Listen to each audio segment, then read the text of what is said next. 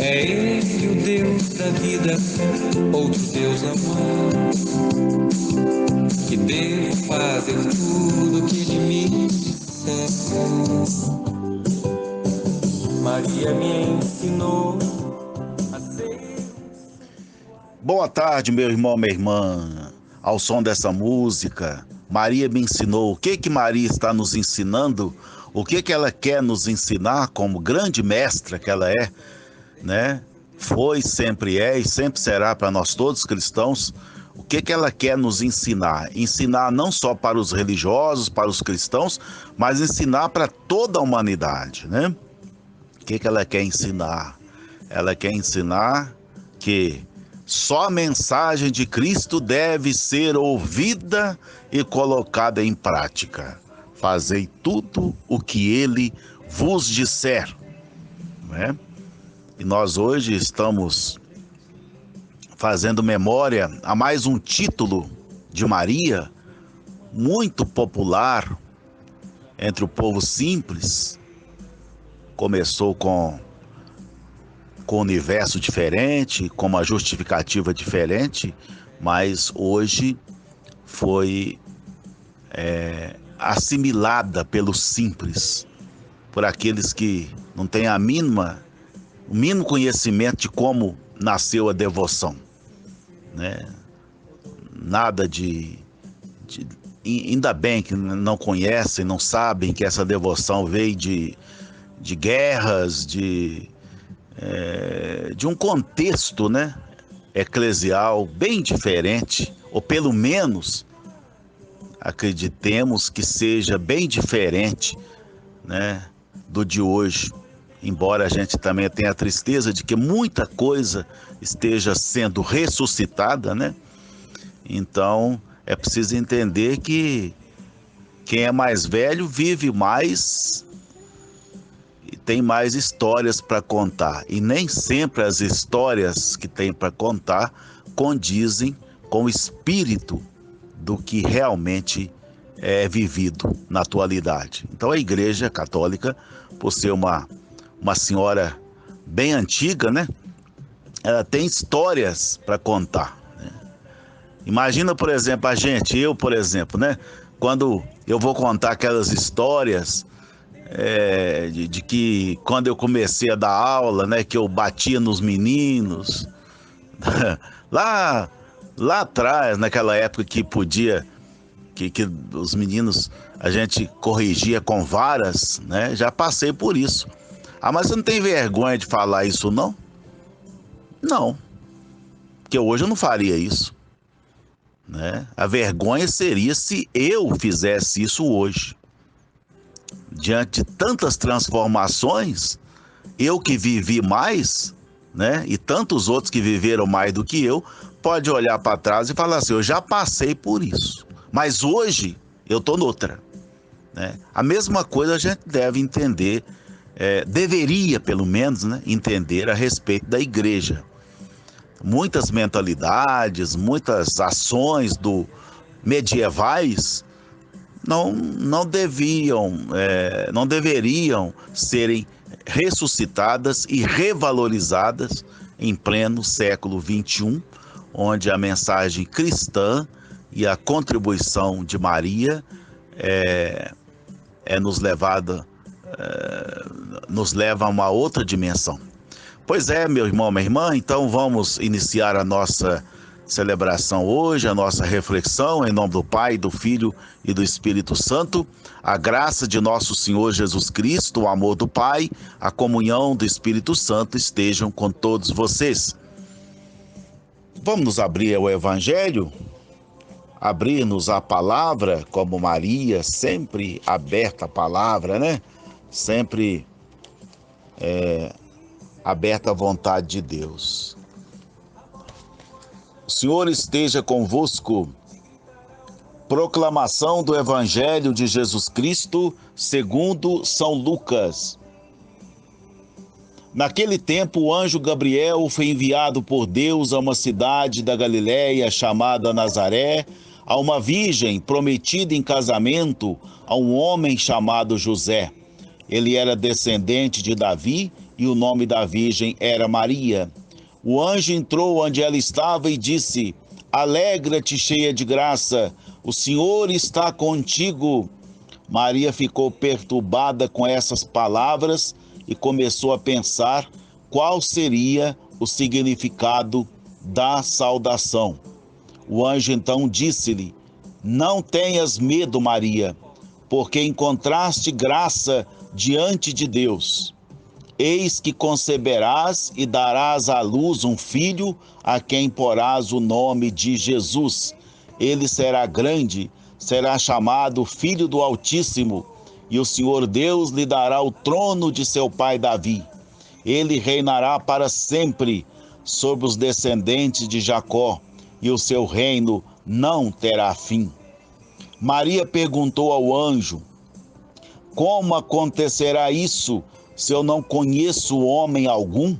O anjo respondeu: O Espírito virá sobre ti, e o poder do Altíssimo te cobrirá com sua sombra. Por isso o menino que vai nascer será chamado Santo, Filho de Deus. Também Isabel, tua parenta, concebeu um filho na velhice. Este já é o 6º mês daquela que era considerada estéril, porque para Deus nada é impossível.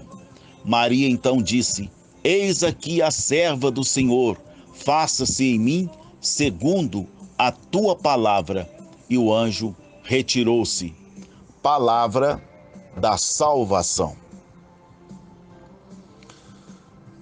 Pois é, meu irmão, minha irmã, para melhorar, intensificar a reflexão hoje em memória de Maria, com o título de Nossa Senhora do Rosário, né? Essa memória, essa devoção que está tão ligada, como eu falei, ao simples, ao povo escravo, né? E aí a gente sabe que a devoção foi instituída pelo Papa Pio V por causa de uma vitória da igreja, do exército da igreja contra os otomanos, os turcos otomanos. Então, quanto sangue, né? É chamado também Nossa Senhora da Vitória por causa disso, né? Imagina, se a gente for ler como foi essa vitória, quanto sangue foi derramado no mar, né? Por causa de navios de batalhas uns contra os outros. E os soldados foram enviados, abençoados pelo Papa, né? Para garantir a vitória dos otomanos que estavam invadindo regiões da Europa. E colocando em risco também a fé católica. É triste, né, a gente imaginar que o nome de Maria foi usado para isso. Mas como eu disse lá no início, né, a gente não deve assustar com essas coisas, a gente deve assustar com coisas que estão sendo ressuscitadas nos dias de hoje. Usando o nome de Deus, o nome de Jesus, para fazer guerra, para incentivar a violência e tudo mais. E mais uma vez eu digo que Nossa Senhora do Rosário, embora tenha essa origem, os simples nem sabem disso, graças a Deus que nem sabem disso, da origem dessa devoção. E o fato é que não tem como lembrar de Nossa Senhora do Rosário sem lembrar dos congados, dos negros, né? Que luta no dia a dia para sobreviver, para manter sua cultura, suas tradições. Aí sim, aí eu acredito que a vitória é ajudada, auxiliada por Maria a vencer as dificuldades do dia a dia. Aí sim, cada dia a gente tem que vencer uma batalha diferente, né? A vida hoje é uma constante batalha. É pandemia, é problema político, é problema social, é problema de... quantas pessoas estão sofrendo, né, uma hora dessa, alteração do clima, insensatez e ignorâncias enfim, é um conjunto, né, é uma farofa, né, de coisas terríveis que a gente tem que enfrentar a cada dia, uns mais, outros menos, coisas que são comuns também a todos, como eu falei, o negócio da pandemia aí, então, enfim. Então viver hoje é estar numa constante guerra, uma constante luta, numa constante batalha. E nessa batalha, sim, aí eu acredito que Maria tem um papel muito grande, né, de nos ajudar a vencer. E nos ajuda como? Aí que está o Evangelho. Ela nos ajuda quando nós somos solícitos à força do Senhor, força de Deus. Gabriel, lembra? Nós falamos? Gabriel, o anjo, força de Deus. Quando nós acreditamos nessa força de Deus, quando essa força de Deus nos comunica algo novo que vem de Deus, e nós então possamos seguir o exemplo, seguindo o exemplo de Maria, nós abrimos os nossos corações, abrimos as nossas vidas para dizer: eis aqui o servidor, o servo, a serva do Senhor. Não faça só o que eu quero, mas aquilo que o Senhor quer que seja feito através de mim. Aí está, meu irmão, minha irmã, o segredo para vencer, para a vitória contra qualquer batalha que a gente possa enfrentar hoje. Entendeu? É ser mais observante, estar mais atento, porque o anjo Gabriel continua ainda sempre nos anunciando através de várias formas alguma coisa de Deus. Agora, se a gente se fechar, por isso é momento de oração, né? É momento de reflexão, é momento de avaliar a nossa postura, a quem a gente está sendo obediente, né?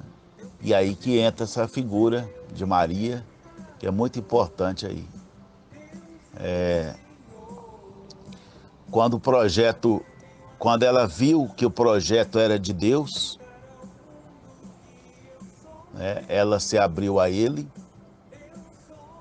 ela acreditou que Deus, só Ele, é capaz de fazer coisas impossíveis. Por isso o Evangelho cita a impossibilidade de gerar filho por parte de uma mulher que não tinha contato sexual com homem, né? Por isso ela fala, eu não conheço homem algum, nesse sentido. Como é que ela podia se estar grávida? E era impossível também Isabel estar grávida na sua velhice, mas o Evangelho diz que para Deus nada é impossível. Claro que o objetivo aqui não tem nada a ver com negação da sexualidade, toda sexualidade bem vivida, né? Aí eu não vou entrar em detalhe, mas se é vivida com equilíbrio e tudo mais, é claro que é uma coisa de Deus, não é? É uma coisa de Deus. Ninguém está dizendo aí que o objetivo do texto bíblico é invalidar a sexualidade humana, é colocar pecado na sexualidade humana. Não tem nada a ver com isso. O objetivo do texto é mostrar que quando se acredita em Deus, quando se abre a vontade de Deus, até aquilo que se acha impossível acontece. Porque nós não temos a última palavra. Nós devemos nos abrir ao infinito. Acreditar. Bem-aventurada aquela que acreditou. Não é? Então é isso, meu irmão, minha irmã. Fica aí para nós mais essa mensagem sobre Maria, né? A Nossa Senhora do Rosário. E uma coisa que está tão difícil hoje, parece impossível, mas a gente acredita e vai batendo nessa tecla, é que as pessoas se unam. Se unam a partir da cruz, tendo como ponto de partida e ponto de chegada a cruz, o crucifixo. Ou seja, traduzindo isso, tendo como ponto de partida e de chegada o sacrifício do amor, levado às últimas consequências, estampado ali no crucifixo, no Cristo crucificado. Ali está a sua amostra, a sua amostragem do amor infinito, do amor maior pela humanidade. Assim não é o terço? Assim não é o rosário? Começa do crucifixo, vai seguindo, meditando os mistérios da vida, do nascimento, da vida, da morte, da ressurreição de Jesus. É a nossa caminhada como comunidade, unidos, e a nossa chegada também. Assim como o rosário foi usado na Idade Média para conseguir tantas vitórias, tomara que ele seja usado hoje para conseguir a vitória da união, das diversas contas que estão se perdendo, estão se separando umas das outras e confundindo os mistérios da vida e da morte e ressurreição de Jesus. Porque tudo está muito confuso, muito misturado. É preciso voltar à ordem que nos traz a união, o dar as mãos, fazer dessa humanidade um grande rosário, uma grande corrente, onde um possa dar a mão ao outro e todos nós unidos no amor. Esse amor doado na cruz. Amém.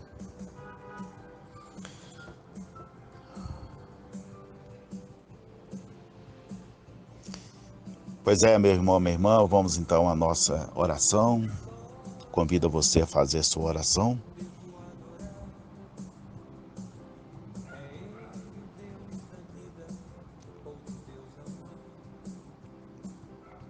Por todos nós que vivemos batalhas tão difíceis no dia a dia, por todos aqueles que estão vivendo dias piores que os nossos, para que possam acreditar, Senhor.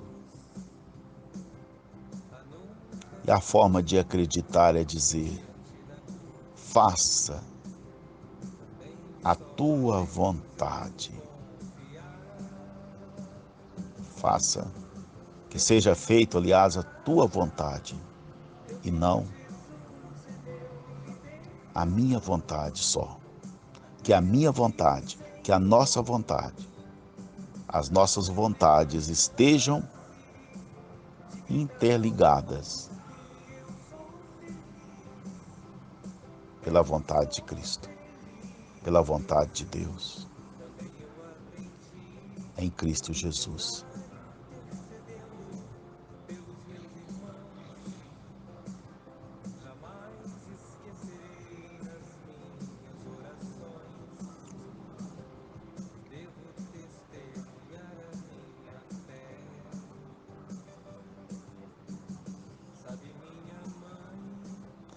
Tudo isso vos pedimos, ó Pai, por Jesus Cristo, vosso Filho, que vive e reina na unidade do Espírito Santo. Quando a minha mãe foi sepultada, antes dela ser sepultada,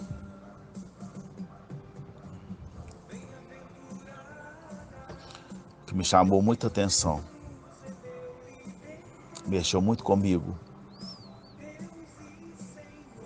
foi o terço na mão dela. Foi sepultada com o seu terço, o mesmo terço que ela rezava. Ela não tinha como ler a Bíblia. Ela não sabia nada de teologia. Ela sabia muito de amor. E quantas vezes durante a noite, em momentos de perda de sono, preocupada com um filho, com outro, ela rezava aquele terço. Rezava naquele terço. Não tem como separar Maria do amor de mãe. E nem separar o terço da simplicidade. Daqueles que, como Maria, não falavam, mas faziam a vontade de Deus. Amém. O Senhor esteja convosco. Abençoe-vos o Deus Todo-Poderoso, Pai, Filho e Espírito Santo. Desça essa bênção sobre todos e todas e permaneça para sempre. Amém.